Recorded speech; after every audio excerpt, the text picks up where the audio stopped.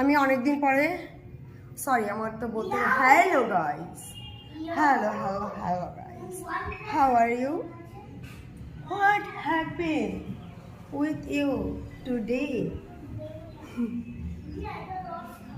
Simple English জানতে পারাটার মানে এই নয় যে তুমি verb noun pronoun adjective preposition tense এসব বুঝতে হবে তোমাকে না।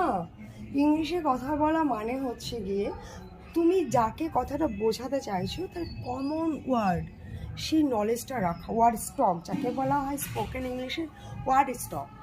স্পোকেন ইংলিশটা খুবই ইজি, আর কথা হচ্ছে গিয়ে তুমি স্পোকেন ইংলিশটা কার সাথে ট্রাই করবে, তাই তো? যে ইংলিশ জানে না, মানে সে যে হচ্ছে গিয়ে সে হচ্ছে বাংলা ভাষী বা সে হিন্দি ভাষী এবং সে কিন্তু তাদের সাবজেক্টের সাথে ইংলিশটা আছে। Hello guys, this is my boy. Hi guys, how are you? ও মামা বাড়িতে এসছে, ওর এই যে ছুটিতে ও মামা বাড়িতে বেড়াতে এসছে। কেন বলো? তোমার ছোম্মা কোথায় যাচ্ছে?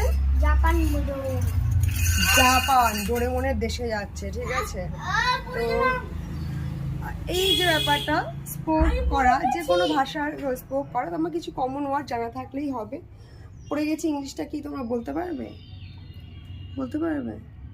আমি পড়ে গেছি, সত্যি বলছি। I'm fall down বলো, I am fall down sleep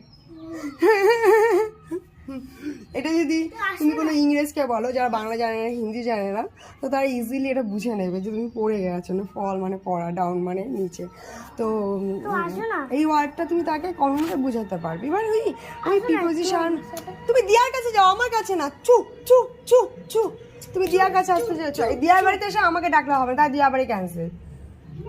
তো এই কমন ওয়ার্ডগুলো তুমি জানলে পরে তুমি কথা বলতে পারবে যারা ইংরেজি জানে। আমার তুমি যদি আমেরিকায় যাও, জাপানে গেলেও তুমি টুকটাক কথা বলতে পারবে, তামিলনাড়ুতে গেলে তুমি ইংরেজিতে কথা বলতে পারবে, কারণ ওরা নিজেদের ভাষাতে কথা বলে। আমেরিকা যেমন নিজের ভাষাতে কথা বলে, ওরা অন্য কোনো ভাষায় কথা বলে না। আমাদের দেশে একমাত্র হচ্ছে গিয়ে তোমার অনেকগুলো ভাষার কথা আছে, অনেক ভাষাভাষী আছে, সেই কারণে কিন্তু আমাদের ইন্ডিয়াটা মহান, আর ইন্ডিয়া ইজ গ্রেট, ঠিক আছে? তো অন্য দেশে শুধু একটাই ভাষা, অনলি ওয়ান, ইংরেজি, জাপানি, ইটালি, গ্রিস। আর এই সব দেশের ভাষা মিলিয়ে হচ্ছে আমাদের ভারতবর্ষের ভাষা। সেই কারণে ভারত এতটা মহান পৃথিবীর বুকে। তুমি কি জানতে এটা? আগে কমেন্ট করো।